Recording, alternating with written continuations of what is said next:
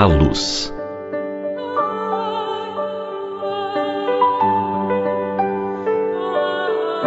Ele não tinha sombras. Ele era luz. Veio para as trevas e as trevas não o reconheceram. Brilhou em meio à escuridão. Mas os que perceberam sua luminosidade nada mais desejaram senão apagar a luz que irradiava. Ele não tinha sombras porque era perfeito. Nenhum traço de inferioridade lhe manchava a personalidade. Antes que a Terra exalasse seu primeiro suspiro como um planeta propício à vida, ele já era. Por isso, muitos o julgaram o próprio incriado e o confundiram com a divindade. Mas ele, sempre correto, esclareceu, desde o primeiro momento: eu vim para cumprir a vontade de meu Pai que está nos céus. Ele não tinha sombras, nenhuma culpa, nenhum senão lhe maculava o espírito. Por isso podia estabelecer o convite: vem e segue-me. Senhor do mundo, pastor de um rebanho de almas incultas, eivadas de erros e de viciações morais, veio para as conduzir. Contudo, nem todos lhe ouviram a voz, ou o desejaram seguir naqueles tempos. Por isso, ele prossegue com um insistente chamado, anunciando as bem-aventuranças do reino do Pai. Ele era a luz. Os que nada desejavam senão espalhar sua própria sombra, o perseguiram, levantando calúnias, engendrando maldade. Ele respondia com amor. Por onde passava, deixava pegadas luminosas, a fim de que os que viessem em pós, na fieira do tempo e das vidas, pudessem segui-lo. Quando o desejassem, quando lhe pudessem compreender a mensagem. Falando com a autoridade de quem faz o que recomenda, ele se dirigia aos espíritos perturbadores e infelizes, arrancando-os da insensatez. A sua era a mensagem da paz. A minha paz vos deixo, a minha paz vos dou. Senhor das estrelas, não amealhou bens perecíveis, antes preocupou-se em conquistar corações para o reino de Deus. A quem oferia qual o sândalo que perfuma o machado que o agride, brindava com o aroma da sua paz. De tal forma isso impregnava a criatura que não mais o esquecia, e na poeira do tempo optava por se entregar a ele.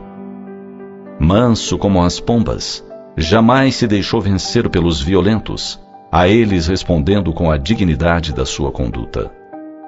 Ao soldado que o esbofeteou em plena face, indagou sem medo: se disse algo equivocado, aponta meu erro, mas se nada disse errado, por que me bateste? E quando a hora soou, qual um cordeiro levado ao altar dos holocaustos, ele se entregou sem reagir. E sozinho enfrentou o juízo arbitrário dos pigmeus que detinham o poder tolo e temporário: Anás, Caifás, Pilatos.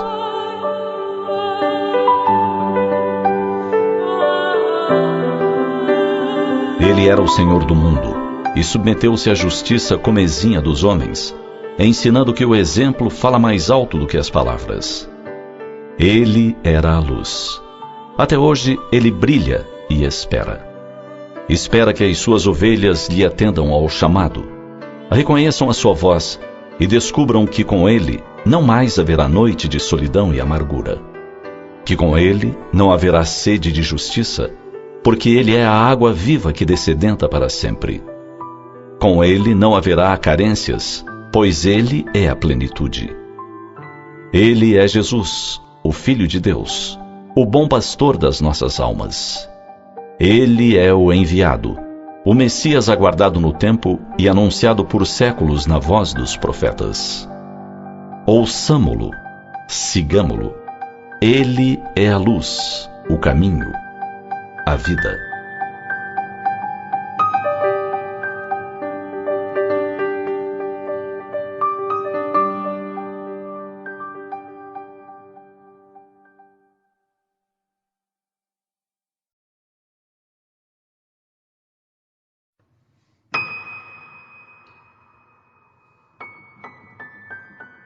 Detalhes de Deus.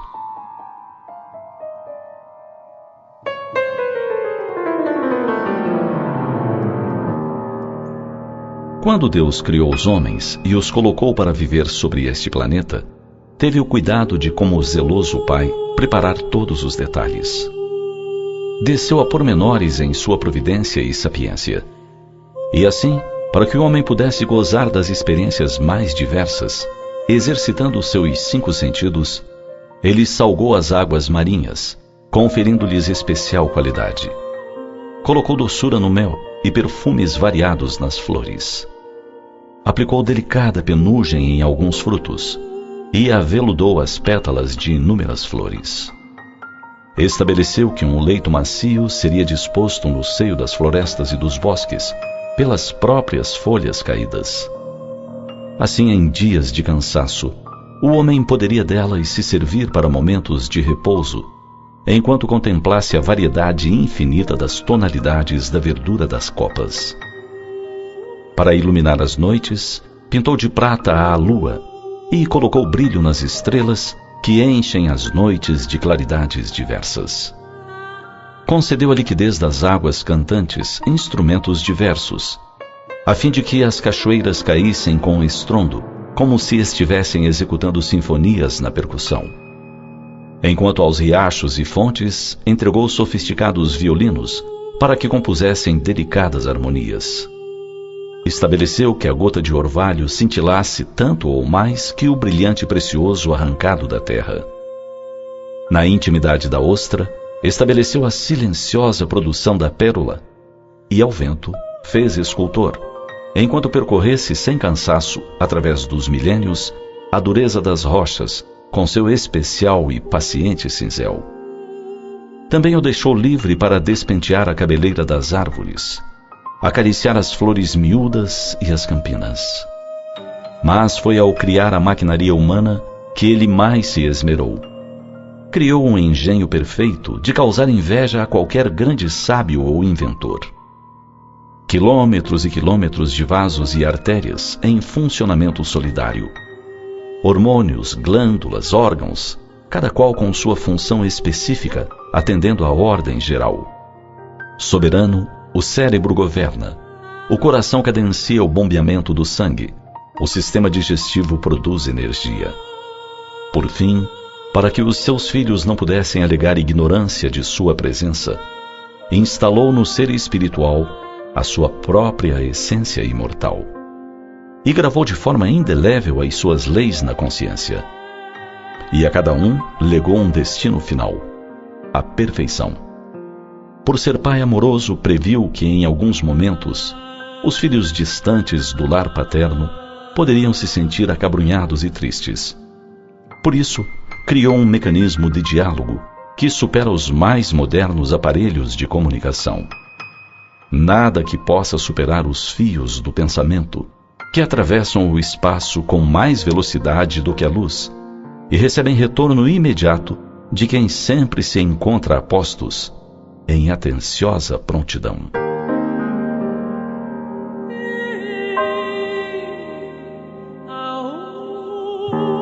Deus nos é apresentado como infinito em suas qualidades, único, perfeito, muito além do que possamos conceber nós, filhos limitados e imperfeitos.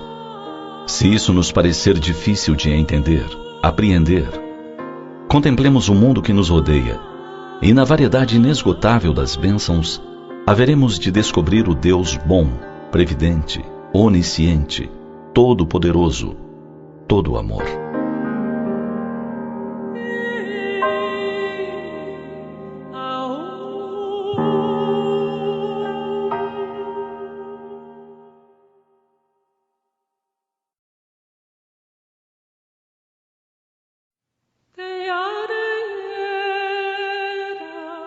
Deus cria as flores, o homem idealiza o jardim.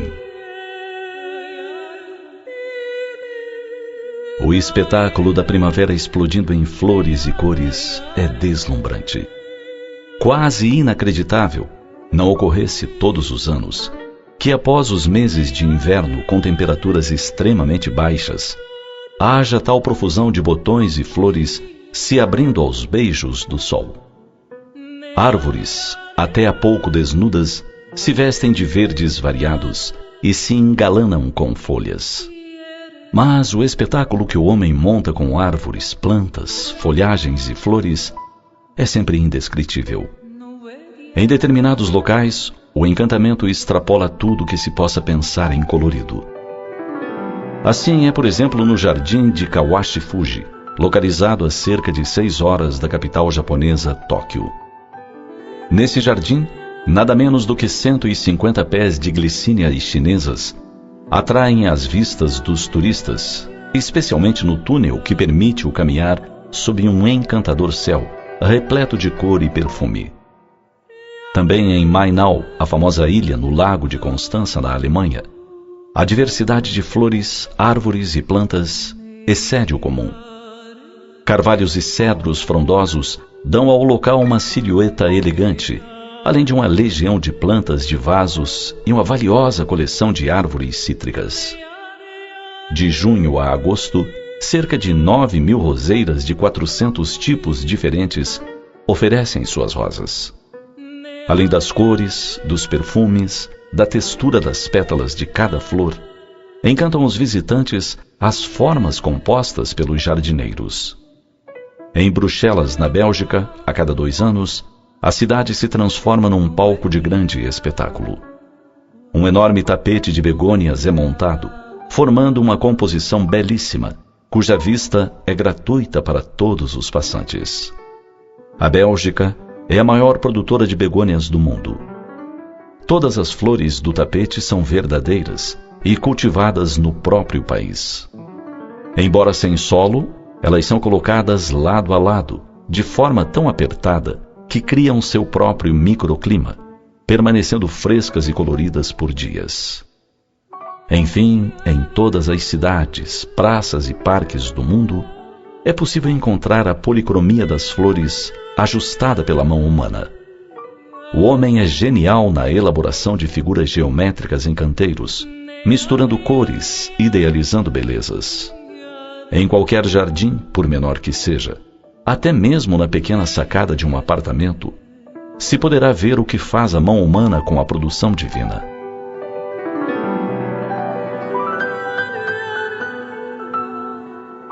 É mesmo assim. Deus cria as flores e o homem compõe os jardins. Une-se a genialidade infinita de Deus à criatividade humana, e o resultado é o que extasia os nossos olhos e o espírito. Nesses momentos, a alma se sente mais próxima de seu Criador, Pai e Senhor. E o homem se sente feliz compondo esses poemas de cor e perfume, utilizando-se da essência divina que em sua intimidade dormita. Nessa cumplicidade de arte, mais uma vez atesta-se da grandeza do Criador. Ele poderia ter feito tudo sozinho. No entanto, desejou que o homem se tornasse colaborador constante. Por isso é que o homem todos os dias se supera, engendrando mais e mais versos em cores e poesias de perfumes. Deus cria as flores. O homem idealiza os jardins.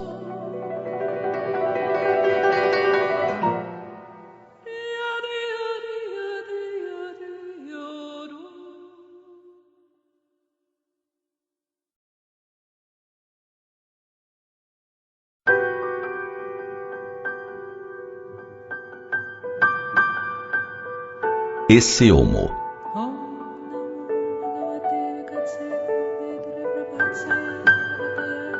Quem reconheceria naquele homem as grandezas da sua alma? O mundo estava e ainda está acostumado a avaliar as coisas pelos olhos, não entendendo as ponderações do coração.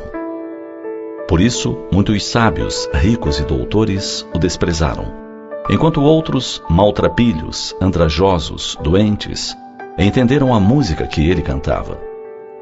Quem diria que o Rei Celeste viria para servir? Os sonhos infantis da humanidade o esperavam como um mandatário, a exigir que, sob o peso de sua espada, todos se prostrassem aos seus pés. Ele, porém, foi capaz de se fazer servo, lavando os pés dos apóstolos, ensinando as lições ainda incompreendidas da humildade e da simplicidade. Como seria possível perceber naquela figura um homem santo? uma vez que andava com os leprosos, conversava com as meretrizes, ceiava com publicanos. Como não haveria ele de se contaminar com os impuros? Porém, impoluto, mostrou que a pureza é capaz de limpar todas as máculas, a ponto de um dos seus asseverar que o amor é capaz de cobrir uma multidão de pecados. Chamou-nos de ovelhas, a fim de que entendêssemos ser ele o bom pastor.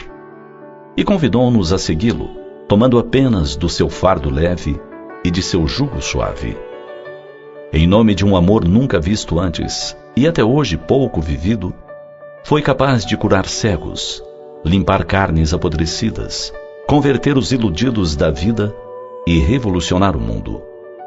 Curou no sábado, travou conversa com a mulher samaritana, convidou o cobrador de impostos a segui-lo. Mostrou que a pobre viúva doava mais do que o rico fariseu. Serviu-se da figura da figueira seca, sem frutos, para falar da necessidade de sempre se produzir boas obras. E curando a tantos, alertava que não adiantaria deitar vinho bom em odre velho, convidando, portanto, à renovação dos pensamentos, das atitudes, do proceder. Como irmão mais velho e experiente, explicou-nos que Deus é Pai, Pai bondoso e generoso, provedor de todas as nossas necessidades. Aquietou nossas aflições no relicário da fé e amou incondicionalmente, de tal maneira e com tanta intensidade, que o seu cantar, desde a primeira hora, embriagou heróis e heroínas que se imolaram em nome de viver a sua mensagem, queimados nas fogueiras, estraçalhados pelas feras. Depois foram os primeiros pensadores, modificando-se, reformando-se moralmente, no entendimento da sua mensagem. Não tardou, vieram os mais santos, a fim de retomar a simplicidade da sua mensagem, já perdida no lamaçal das paixões humanas. E mais recentemente, não faltaram aqueles a se destacarem na multidão por se permitirem amar, tal qual ele veio propor.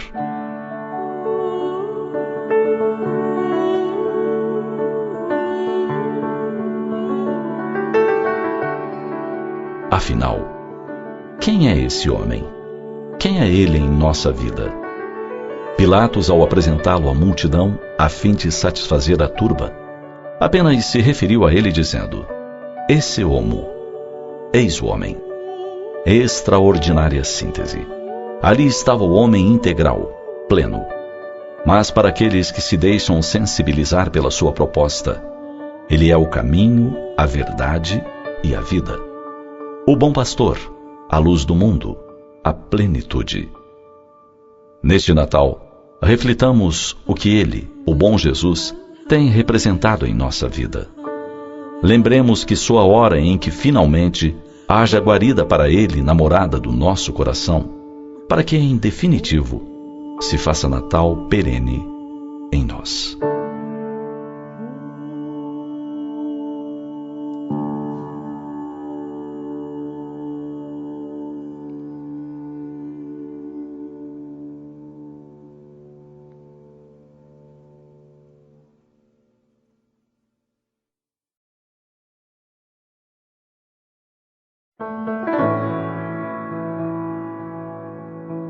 O primeiro ecologista.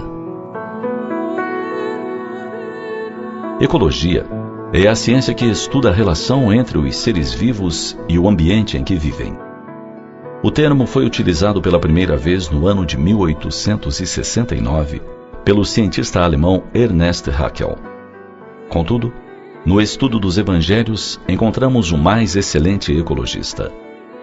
Muito antes dos homens se preocuparem com a sua casa terrena, com as questões ecológicas, um sábio galileu demonstrou o viver saudável e a interação com o meio ambiente. Ele nasceu num estábulo, apropriado para abrigar os animais. E um boi e um burro dividiram o espaço com ele. Seu primeiro berço foi improvisado numa manjedoura, utilizando seus pais do feno reservado aos animais. Seus primeiros visitantes foram homens que guardavam as ovelhas no campo. Iniciou seu messianato identificando-se conforme as Escrituras nas águas do rio Jordão. Embora frequentasse as sinagogas e o templo, em Jerusalém, foi no altar da natureza que teceu as mais belas considerações a respeito do reino que veio implantar no coração dos homens. Subiu a um monte e pronunciou o poema jamais igualado das bem-aventuranças. No poço de Jacó, na Samaria, serviu-se do precioso líquido para compor uma analogia e ofertar a água viva que descedenta para sempre. Falando a respeito da fé, a comparou ao minúsculo grão de mostarda, que semeado se transforma em frondosa árvore, onde se vêm abrigar as aves. Lecionando a humildade, declamou versos a respeito dos lírios dos campos, que não tecem nem fiam, mas que se vestem com maior pompa do que o grande rei Salomão. Ensinando a confiança na providência divina, referiu-se às aves do céu, que não semeiam nem colhem, e, no entanto, o Pai lhes proveu o alimento diário. Em meio à tempestade que atemorizava os companheiros, ele se ergueu e falou aos ventos, ordenando aos espíritos que atuam na natureza, para que cessassem a sua ação. Comparou-se a uma videira, adjetivando seus discípulos como os ramos, ele próprio distribuindo a seiva que os há de alimentar. Denominou-se o ramo verde, o que viceja, dá flores, frutifica. Demonstrando o conhecimento intrínseco do ofício, ofereceu-se como o bom pastor, aquele que, ao contrário do mercenário que foge ante o perigo, dá a sua vida pela das suas ovelhas. E contou a história da ovelha perdida, das 99 em segurança no redil, da alegria do pastor ao encontrar a sua ovelha, carregando-a aos ombros. Vivendo no ambiente da carpintaria enquanto crescia, agonizou e entregou seu espírito ao Senhor da vida, pregado a um madeiro.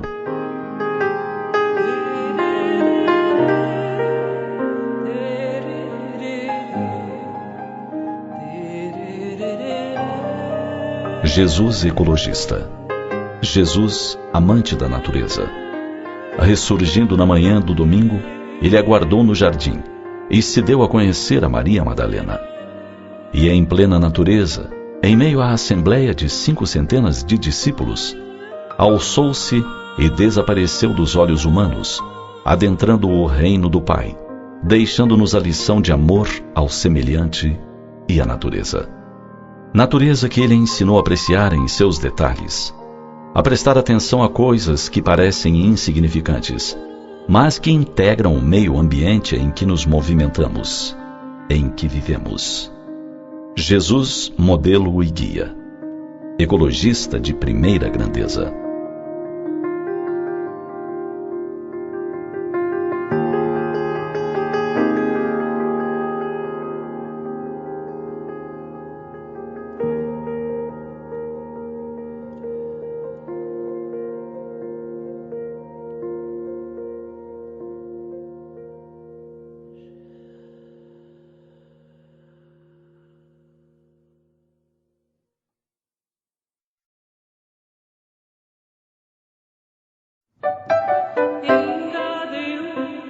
O que é mais belo?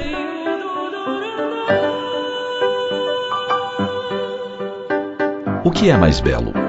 A natureza ou as construções humanas? O que nos causa mais admiração? A incrível variedade das cores, dos matizes da natureza, ou a engenhosidade humana que parece se superar a qualquer tempo? A natureza morre e retorna inigualável. Quando a neve tudo cobre, deixando somente se vislumbrar o imenso tapete branco, pensa-se que tudo está morto. Contudo, basta a primavera iniciar seu passeio habitual para que o verde da grama e dos pastos cubra as estradas, os morros, as montanhas. E os brotos despontam abundantes em toda parte, anunciando o ressurgir de uma nova e extraordinária estação. O homem constrói muita coisa ruim, mas ele refaz de forma ainda mais arrojada. Muitas de suas construções atravessam os tempos, sinalizando que desde o início de sua estada em nosso planeta, Sua mente idealizou coisas grandiosas. Olha-se a natureza, e quanto mais se observa, mais cresce nossa admiração por esse celeste escultor, que trabalha seu cinzel nas rochas vigorosas que apontam para os céus, tanto quanto naquelas formações que se escondem na intimidade das cavernas ou no seio dos mares. Admiramos as formas curvilíneas das pedras. Extasiamo-nos ante as alturas das montanhas que parecem tocar as nuvens. Embriagamo-nos de sinfonias, ouvindo o cantar da fonte, o sussurrar dos pequenos filetes nascentes, o estrondo das grandes quedas d'água. Sentamo-nos na relva umedecida pelo orvalho da manhã e descobrimos nas pétalas de uma minúscula flor um pequeno diamante que brilha aos primeiros raios do sol que se espreguiça lentamente. Beleza, cor, música. A natureza é pródiga em suas manifestações. E observando algumas espécies da flora, parece-nos descobrir Deus a pintar arabescos nas delicadas pétalas, ou como um cabeleireiro esmerar-se em cachos, coques, alisamentos. Quanto mais olhamos, mais nos encantamos. E se na noite salpicada de estrelas ficamos a mirar para o alto, reconhecemos a grande colcha bordada de luz a envolver a terra em cálido manto. É como se Deus, qual Pai amoroso, nos cobrisse de forma delicada, a fim de que lhe sintamos o amor enquanto nos preparamos para fechar os olhos físicos e, pelas vias do sono, visitarmos as paisagens espirituais. E, se assim nos encantamos com a prodigalidade divina, que dizer das criações humanas que a cada dia ultrapassam o que se possa imaginar em engenhosidade? Quando se vêem pontes vencendo abismos, quando se contemplam construções que parecem escalar os céus, quando se observa o arrojo do homem no anseio de vencer a enfermidade, reverenciamos mais uma vez a grandiosidade divina. Como Pai amoroso e bom, dotou os seus filhos de sua própria essência. Por isso, o homem não tem limites para sua imaginação, para sua criatividade, para a manifestação grandiosa de si mesmo. Filho de artista extraordinário, não poderia ser diferente. E se Deus coloca brilho nas estrelas, o homem ilumina a terra com as suas luzes.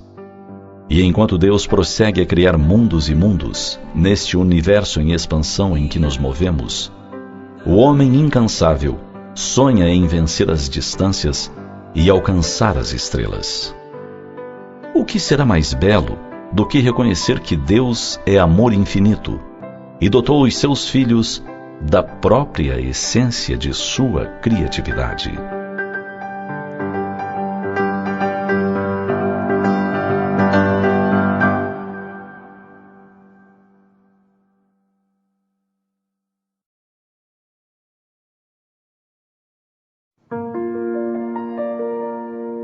Ouvir estrelas.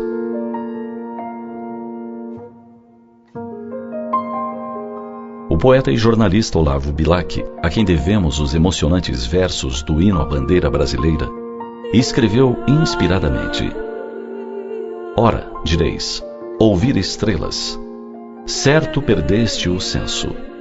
E eu vos direi, no entanto, que para ouvi-las, muita vez desperto e abro as janelas, pálido de espanto.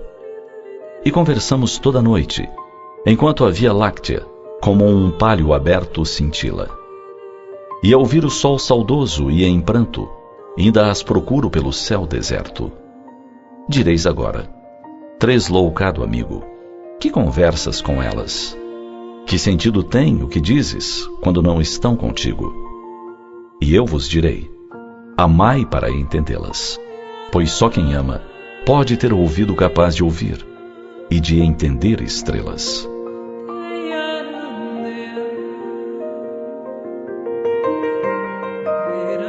O amor nos dá um sentido novo. Não nos referimos apenas a ter significado à vida, mas um novo sentido, uma sensibilidade a mais para compreender o mundo e as pessoas.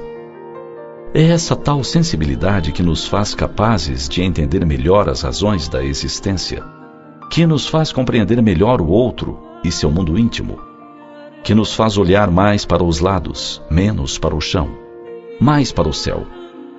Ouvir estrelas é receber a vida e compreender Deus de forma mais suave, menos complicada, mais apaixonada.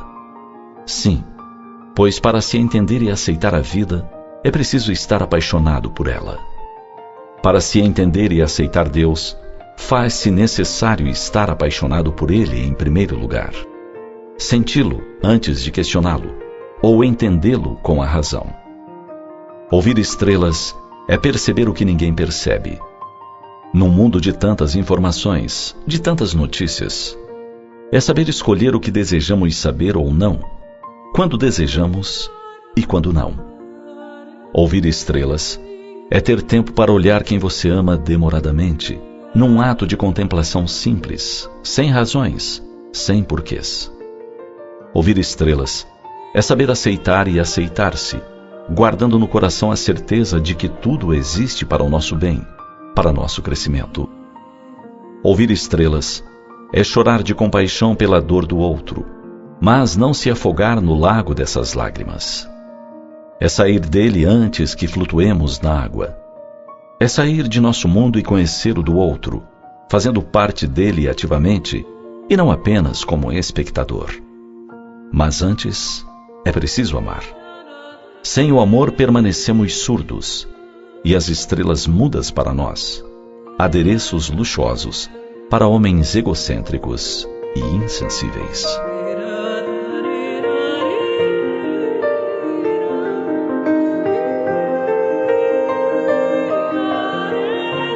Ditoso aquele que, ultrapassando a sua humanidade, ama com amplo amor os seus irmãos em sofrimento. Ditoso daquele que ama, pois não conhece nem a miséria da alma, nem a do corpo. Tem ligeiros os pés e vive como que transportado, fora de si mesmo. Quando Jesus pronunciou a divina palavra, amor, os povos se sobressaltaram, e os mártires, ébrios de esperança, desceram ao circo.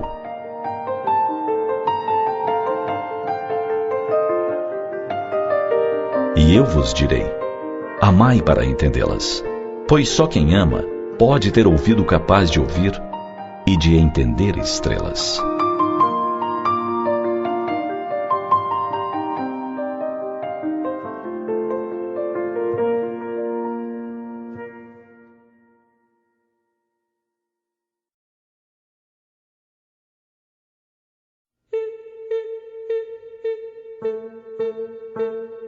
Quando deixamos de ser crianças?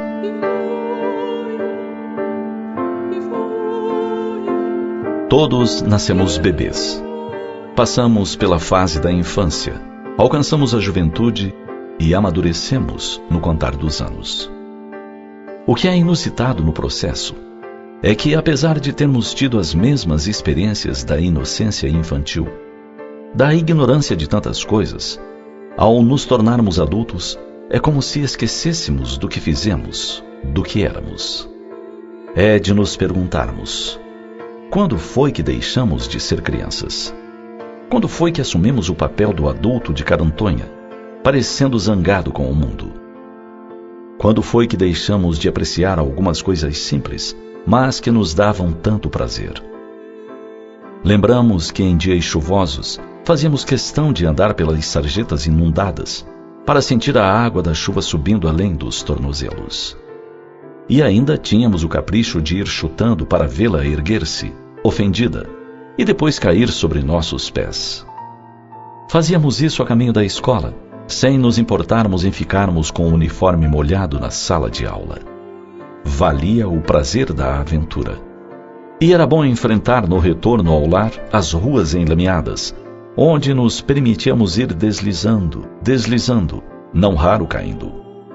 Tudo era risos, divertindo-nos uns com os outros. Sabíamos que uma bela bronca nos aguardava ao chegar em casa, mas o importante era a diversão. Coisas simples de meninos do interior, de anos passados. Quando foi que esquecemos disso? Quando foi que esquecemos de como era fácil, sem dinheiro algum, nos divertirmos? Apostar corrida da casa ao armazém com os irmãos. Apostar quem chegaria primeiro, quem conseguiria levar mais sacolas na sua bicicleta. Bolinha de gude, coleção de figurinhas. A reunião com a turma antes do cinema do domingo, para trocar as figurinhas duplas, para se conseguir aquela bolinha de gude especial, colorida, bem lisinha, que o nosso amigo possuía. E aguardávamos o dia certo do gibi chegar na banca. Quem tivesse dinheiro, comprava e lia com os amigos. Era importante porque algumas histórias eram divididas em episódios. Não se poderia perder a continuação. Aprendíamos a emprestar, a dividir. Por que será que agora, maduros, esquecemos de como é bom compartilhar, ceder? Que o bom é ter amigos, muitos amigos, para rir de coisas boas, para conversar do que se fez, da tolice que cometemos, sobre o negócio que não vai muito bem. Quando foi que deixamos de ser crianças e começamos a guardar tudo para nós? O bom que vivemos, o mal que nos alcança. Quando foi que esquecemos que fomos crianças?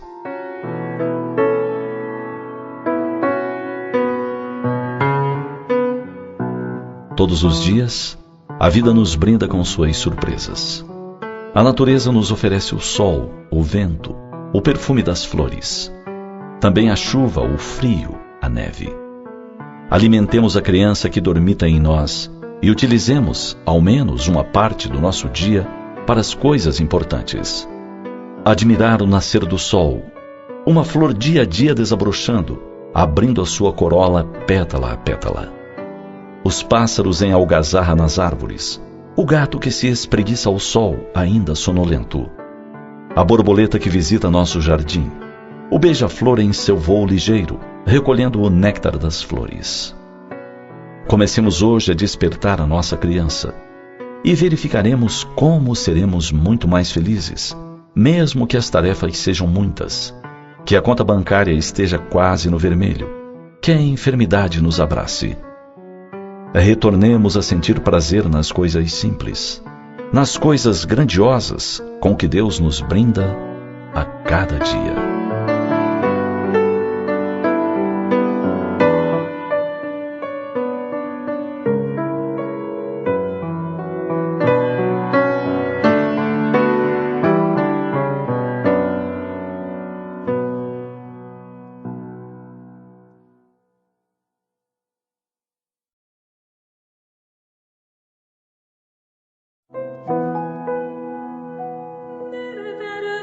Quanto vale? No mundo em que vivemos, a maioria de nós valoriza em demasia as coisas materiais. Nossos anseios giram em torno da ascensão profissional, dos lucros obtidos, das aplicações em fundos de investimento e em bolsas de valores. Esgotamo-nos em horas intérminas de trabalho, em demonstração de engajamento e dedicação, no anseio de conquistas polpudas em nossos salários. Idealizamos a casa, as viagens, os passeios, o carro, quem sabe um pequeno barco. Nossos dias, semanas e meses se sucedem em torno do angariar mais para mais usufruir. Naturalmente, como as conquistas se fazem a muito custo, tudo é zelosamente cuidado. Zelamos pela conservação da residência, da casa na praia, do carro, das joias. No entanto, de um modo geral, existem valores aos quais não damos maior importância, até o dia em que os perdemos. Assim, quando a morte como lei natural nos surpreende, levando um dos nossos afetos, sentimos que nos falta o chão. Quando chegamos em casa e não encontramos a bagunça, os brinquedos espalhados. Quando não temos mais o colar diário de 2 bracinhos em nosso pescoço. Quanta tristeza! Sentamos no sofá caríssimo que tanto prezávamos com desânimo. O entorno perdeu seu significado. A joia mais valiosa se foi. Aquela que somente deixou uma imensa saudade no cofre da nossa intimidade. A casa, tão rica de tapeçarias e cristais, jaz fria e quieta. O que não daríamos para ter o esposo de novo adentrando o lar, batendo a porta, soltando as chaves com ruído sobre a mesa, e a voz sonora a anunciar: cheguei. Dentre tantos amores, um colo de mãe é ainda mais precioso, valor inigualável. E tantas vezes deixado de lado, porque nos sentimos donos do mundo, vencedores, seguros de nós mesmos. Contudo, quando a mãe adentra o plano espiritual, instala-se no coração dos filhos a carência e a saudade. Possivelmente ninguém melhor traduziu esses sentimentos do que a menina órfã que desenhou no chão, em tamanho natural, uma figura de mãe. Depois, deitou-se exatamente à altura do que seria o colo daquela mãe. Aninhou-se e adormeceu. Nada mais significativo do que a imagem que foi retida pela lente ágil de um fotógrafo. Colo de mãe. Quanto valerá no mercado financeiro? Colo de mãe que aninha, protege, transmite segurança, bem-estar. Colo de mãe quentinho, amoroso. Colo de mãe sem igual. Colo de mãe não tem preço.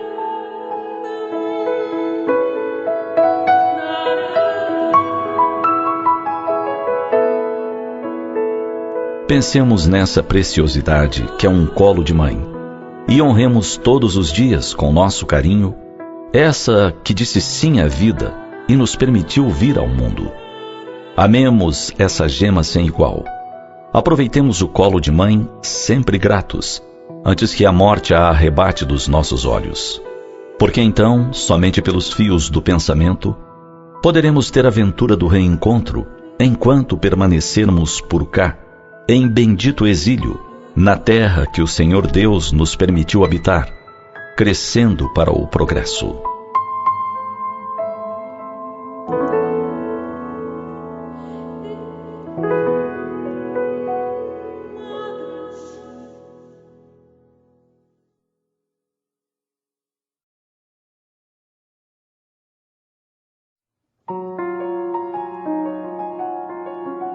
Sabedoria do Mestre.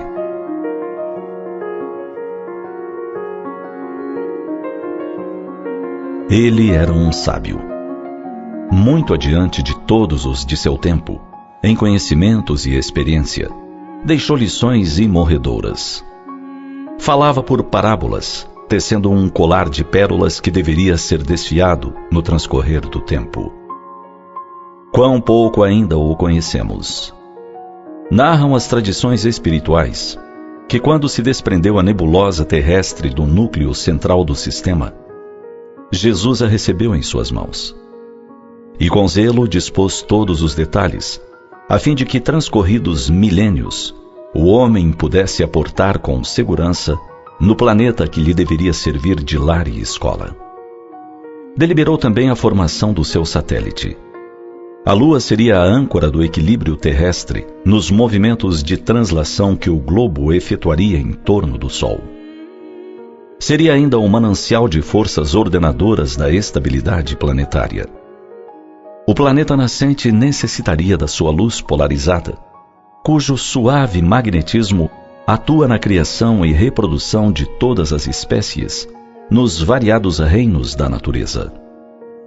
Ele dispôs as camadas de ozônio a 40 e a 60 quilômetros de altitude da crosta, a fim de que pudessem filtrar devidamente os raios solares. Definiu as linhas de progresso da humanidade futura, estabelecendo a harmonia de todas as forças físicas que presidem ao ciclo das atividades planetárias. Ninguém lhe viu as mãos augustas em todo o processo de preparação do futuro lar dos homens. Por isso, no transcorrer dos milênios, substituíram a sua providência pela palavra natureza. Contudo, foi ele, em nome do Pai Criador, o divino escultor das formas de vida e das belezas que até hoje extasiam o homem. O homem que estuda a biodiversidade marinha e descobre sempre novas e surpreendentes formas de vida. Seres estranhos, portadores de luminosidade própria, por viverem em zonas abissais, por exemplo. O homem que se dedica ao estudo da botânica e da zoologia verificando a perfeição de todo o processo da criação, reprodução e manutenção das espécies. O homem que pesquisa e descobre paulatinamente os benefícios infindáveis oferecidos pela flora. Além da beleza dos matizes, da manutenção da cadeia reprodutora e alimentar, a extraordinária e benéfica ação farmacêutica. Sim, foi Jesus, o divino escultor, o governador do planeta Terra, quem, com os operários da espiritualidade, tudo planificou e tudo elaborou. Ele que fez a pressão atmosférica adequada ao homem, também estabeleceu os grandes centros de força da ionosfera e da estratosfera. Pastor de todas as almas que lhe foram confiadas pelo Divino Pai, antecipou em milênios as providências para o estabelecimento da vida física na Terra.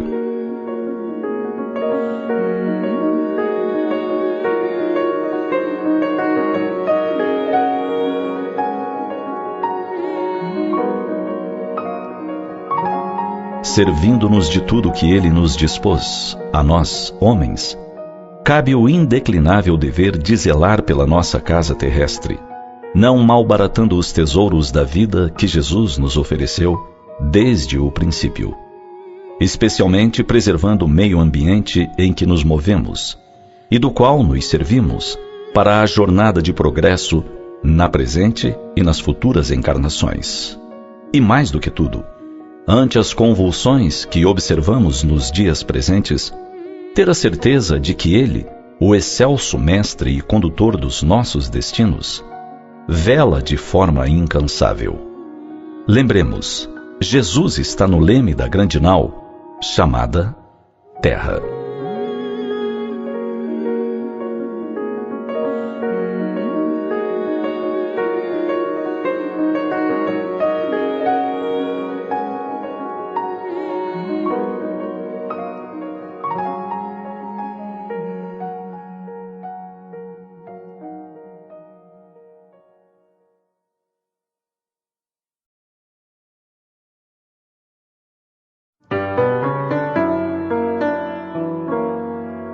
Senha.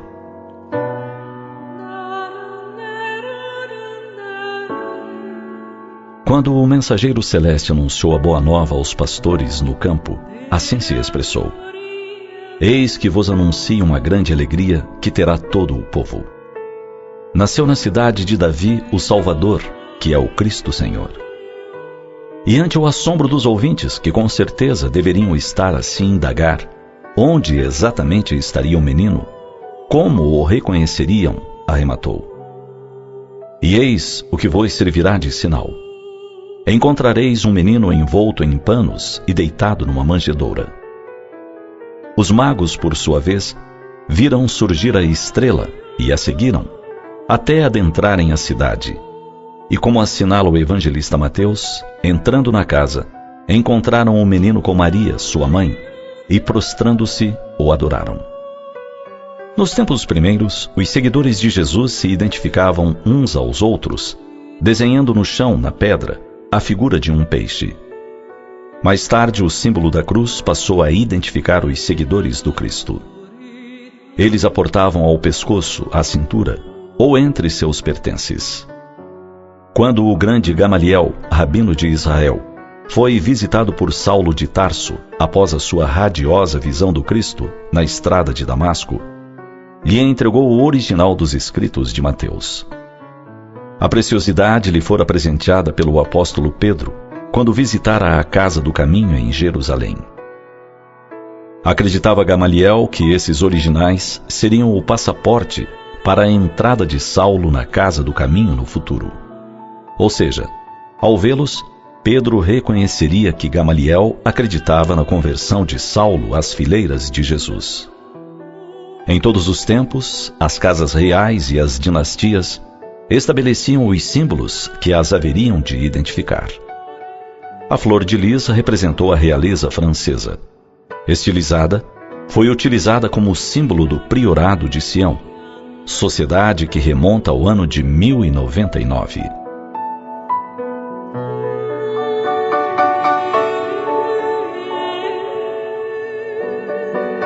Quando o Mestre Jesus profere suas exortações aos apóstolos, assim se expressa: Dou-vos um novo mandamento, que vos ameis uns aos outros, e que assim como eu vos ameis também uns aos outros. Nisto conhecerão todos que sois meus discípulos, se tiverdes amor uns aos outros. Eis a senha pela qual os seguidores de Jesus devem ser reconhecidos em todos os tempos. Nem pela empáfia, nem pelo orgulho, nem pelo se expressar de forma extraordinária, nem por dominar de memória todos os textos da Boa Nova. Somente pelo amor.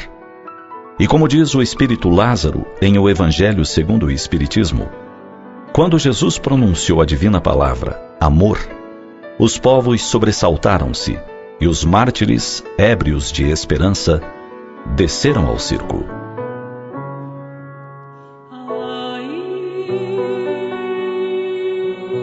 Através dos tempos, muitos dos que nos dizíamos cristãos, nos servimos do poder para subjugar outros irmãos, simplesmente por não comungarem dos nossos mesmos ideais. É tempo de revermos nossas condutas e de aprofundarmos reflexões sobre o pensamento do Cristo. Os meus discípulos serão conhecidos por muitos se amarem. Seja esse o nosso sinal. Seja essa a nossa senha em todas as circunstâncias. O amor. Tendo Jesus como modelo do amor, exercitemos a nossa capacidade de nos querermos bem. Mostremos ao mundo que somos discípulos do Senhor das Estrelas, que nossa senha de luz é o amor.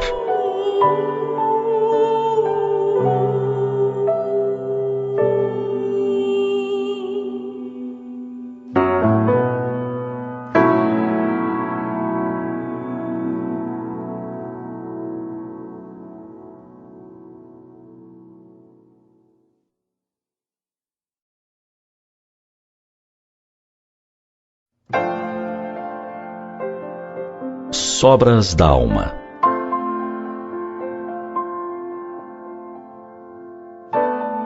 Davi é uma das esculturas mais famosas do autor renascentista Michelangelo. O trabalho, uma estátua de mármore que mede 5 metros e 17 centímetros de altura, retrata o herói bíblico com realismo anatômico impressionante, sendo considerada uma das mais importantes obras desse período da história das artes. A escultura imponente se encontra em Florença, Itália, cidade que originalmente encomendou a obra. Michelangelo levou 3 anos para concluí-la, em 1504. É fascinante perceber a habilidade dos grandes artistas, conseguindo enxergar numa grande pedra uma bela escultura. Um deles, certa feita, relatou que ficou a fitar um grande bloco de mármore por horas e horas, até visualizar a estátua ali dentro. Depois, segundo contou, bastou tirar as sobras, desbastando a pedra, para que surgisse a escultura perfeita.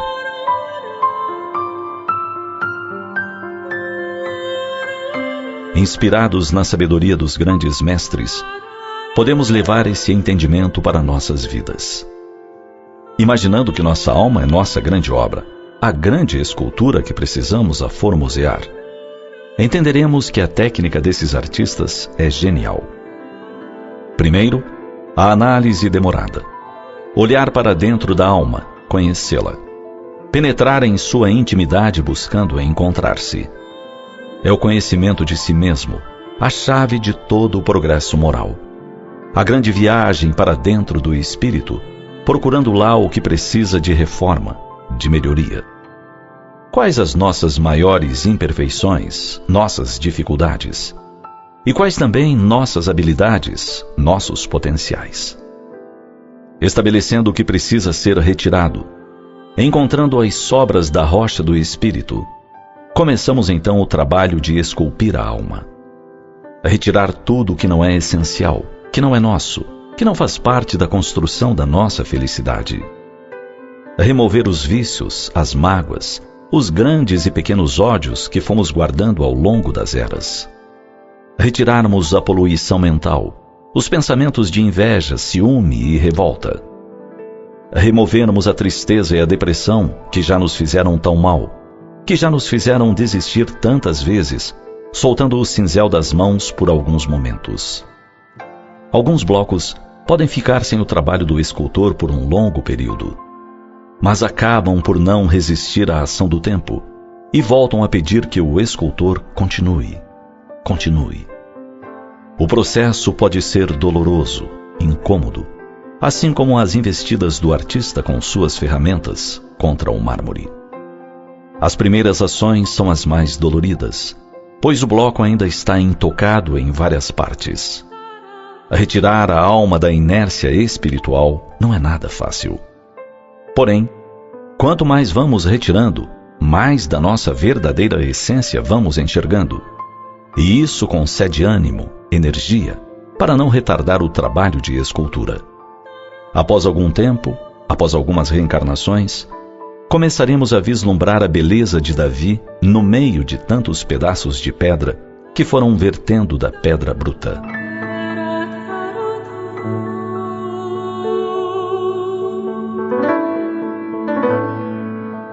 É assim que esculpimos a alma, nossa grande obra-prima, que inicia sua jornada na simplicidade e na ignorância, e que a devemos concluir na perfeição, na felicidade.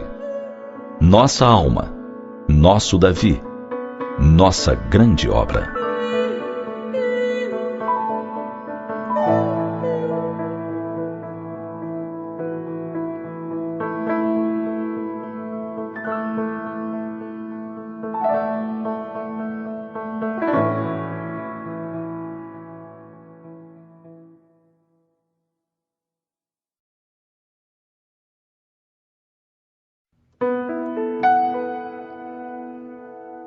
Somos maioria. Nunca antes na humanidade houve tantas pessoas fazendo bem e amando o próximo como em nossos dias. À primeira vista, a frase parece fora de contexto e mesmo alienada das coisas que vemos. Temos a impressão de que todos estão fazendo o mal, que poucos são honestos, que ninguém respeita o próximo. Vemos as notícias na televisão, lemos manchetes nos jornais, escutamos conversas no trabalho e na condução. Tudo parece convergir e se dirigir para a maldade, para o prejuízo alheio, para gerar dificuldades. Porém, o que ocorre é que escutamos meias verdades, ou às vezes um pedaço bem pequeno de verdade, e apenas com isso concluímos ser o todo. O que não vemos nos noticiários são os milhares de heróis anônimos que ganham sua vida no trabalho honesto e que com responsabilidade criam os seus filhos. Não é notícia as mães e os pais que velam horas a fio o sono de seus filhos para terem certeza que estão bem, que acompanham seus deveres escolares e os educam com amor e carinho.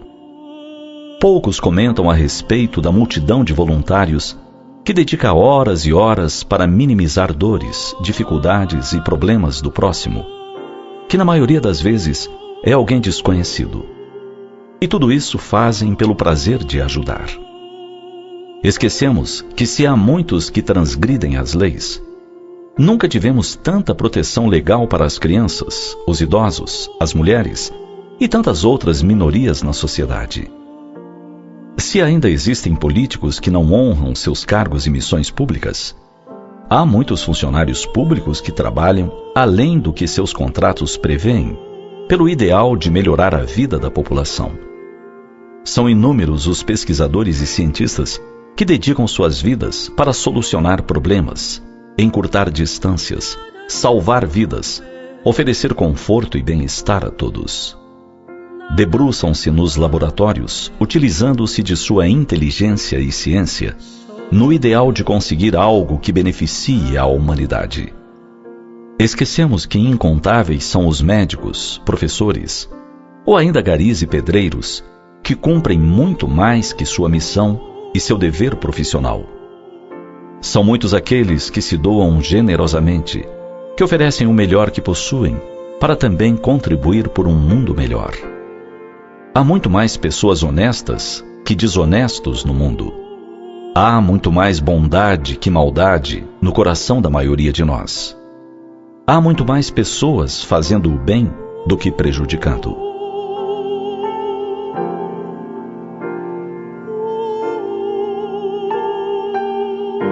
Assim, ao olharmos nossa sociedade, lembremos que não estamos sós. Nem somos minoria, aqueles que fazemos o bem, que somos honestos e idealistas. Apenas somos, aparentemente, transparentes uns para os outros. Não nos vemos, porém, estamos todos agindo para que os dias, um após o outro, tornem-se melhores e mais felizes. Dessa forma, não devemos jamais desistir do nosso ideal. Ao nos imaginarmos sozinhos, basta que olhemos para o lado, e logo perceberemos que somos uma grande maioria, uma multidão mesmo, aqueles que semeamos o bem, a justiça e a paz nas estradas da vida.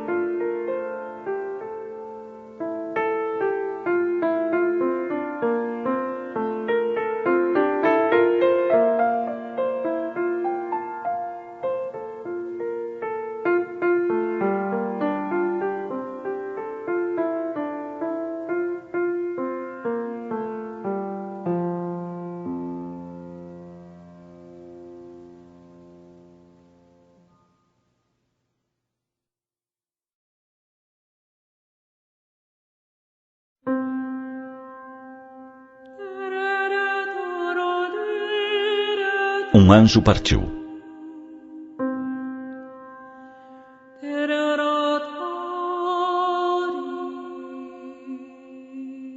Foi aos 11 meses que os pais observaram que algo não estava muito bem com a pequena Luana. Com pouco mais de um ano, ela passou a ser atendida pelo setor de transplante de medula óssea, e os diagnósticos foram os mais diversos. Nenhum muito preciso, porque os sintomas eram incomuns. Ela recebeu transplante de medula. O sucesso inicial que deu esperanças e fez sorrir toda a família, logo se desvaneceria. A síndrome que apresentou, extremamente rara, foi se revelando quase insana. Os sangramentos intestinais levaram a muitas internações, a cauterizações por endoscopia, a transfusões inúmeras. Chegou a fazer 4 em um único dia. Tentou-se cirurgia no olho direito, pois a visão foi ficando comprometida. A falta de irrigação na retina fez com que o resultado fosse o insucesso. Sua mãe a chamava meu pequeno ipê amarelo, que floria o seu jardim. Luana nunca reclamava de coisa alguma. Encontrou alegria em meio à dor. Sem visão, ela enxergava muito bem com suas mãos miúdas. Com a alma, via luz e vultos, o que lhe parecia extremamente suficiente para ser feliz. Rapidamente, ela ficou conhecida, conquistando médicos e enfermeiros. Não havia quem não a desejasse atender, sempre com um sorriso no rosto, mesmo entre procedimentos dolorosos que se faziam necessários. E logo, para amenizar tantas dores, mãe e filha criaram um código todo especial para se referirem às coisas do dia a dia. Um código ao qual o pessoal do hospital logo aderiu. Ver a pressão era fazer puff-puff. Auscultar o coração era ouvir o tum-tum. O catéter se chamava caninho. As transfusões eram o papá do caninho. E o clamp do caninho era o tic-tac que prendia o cabelo dele. E havia o Zé não quer, para os dias em que Luaninha dizia não, não e não. E a Maria Reina para os dias em que ela fazia um pouco de birra. Ela não chegou a completar 5 anos. Partiu tão docemente como chegara, sem aguardar o apagar das velhinhas do aniversário tão próximo. Na saudade, dias depois, escreveu-lhe a mãe: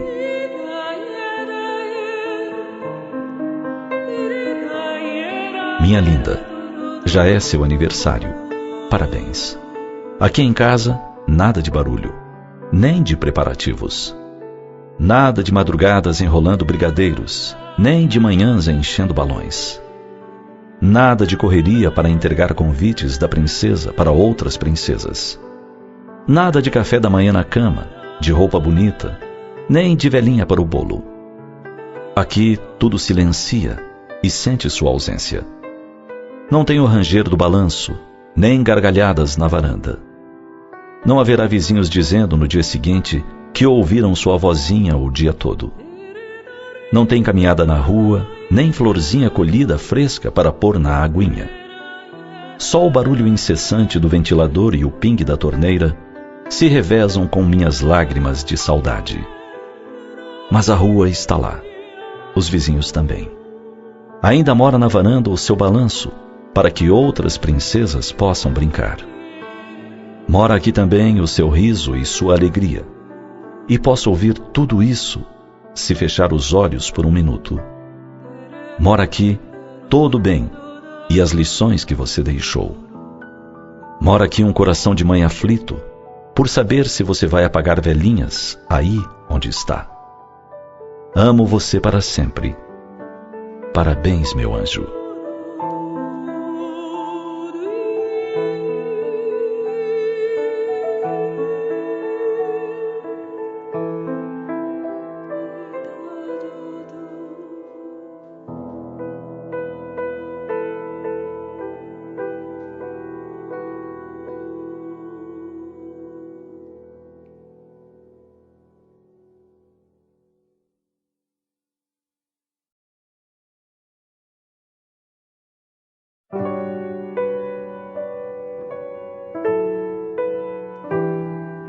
Viver.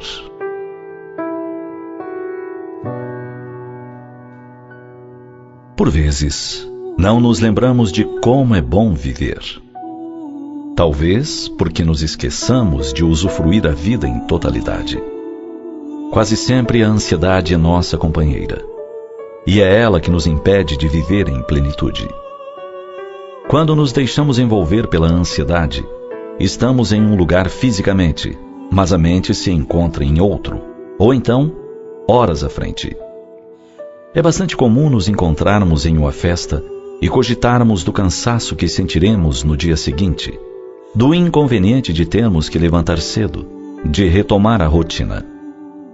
Descambamos para queixumes e lamentações. Esquecemos de viver aquele momento de alegria, de encontro com os amigos, de risos, de descontração. Consequentemente, a festa não nos beneficiará. Ao contrário, será sinônimo de cansaço e indisposição. E que dizer quando reclamamos das crianças em casa? Reclamamos do barulho, da correria, enfim, elas requerem tanta atenção, tantos quefazeres. E deixamos de usufruir dessa extraordinária possibilidade de observá-las, de rir com elas, rir do que fazem e como fazem. Permitimos-nos perder a chance de ter algumas horas de puro prazer, correndo, rindo, rolando na grama, chutando bola, e também abraçando, estreitando forte, beijando. Já nos demos conta de quão maravilhoso é o colar de 2 braços miudinhos nos envolvendo o pescoço? Nenhuma joia, por mais valiosa, supera essa preciosidade. Porque abraço de criança é tudo de bom, é espontâneo, é forte, é macio. E no final do passeio, ou na hora de dormir, como é doce sentir aquele calor do corpo de uma criança em nossos braços, perceber-lhe o ritmo da respiração, sentir o pulsar do seu coração junto ao nosso. Isso se chama viver. Isso se chama sorver a vida em abundância. Viver é também permitir-se despentear pelo vento, com suas mãos rebeldes e despreocupadas.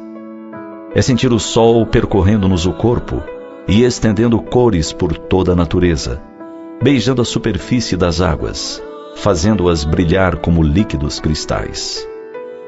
Viver é sentar-se à mesa com a família, com os amigos, e comer devagar, buscando identificar o sabor de cada alimento. E se deixar ficar ali, conversando, falando dos tantos nada que fazem a felicidade de cada dia. É dar um passeio de mãos dadas, deixando a brisa sussurrar segredos entre ambos. Recados ouvidos de Deus, segredos somente conhecidos por quem ama. Viver é deter-se para assistir a um pôr do sol, observando as pinceladas divinas que se sucedem, em promessa de um dia esplendoroso, após a noite de veludo e estrelas que se aproxima. Viver é ter a certeza de que após os dias de invernia, chuva e frio, suceder-se-ão as horas floridas da primavera risonha. E que após os dias de intenso calor, a natureza começará a se despir de folhas e flores, preparando-se para se engalanar de geada, brumas e garoa. Viver cada minuto, cada emoção, sem ansiedade, como único e inigualável. Assim, a vida se torna maravilhosa. Cada dia uma experiência inédita, porque sendo criação divina, não existem reprises nas horas, nem nos minutos.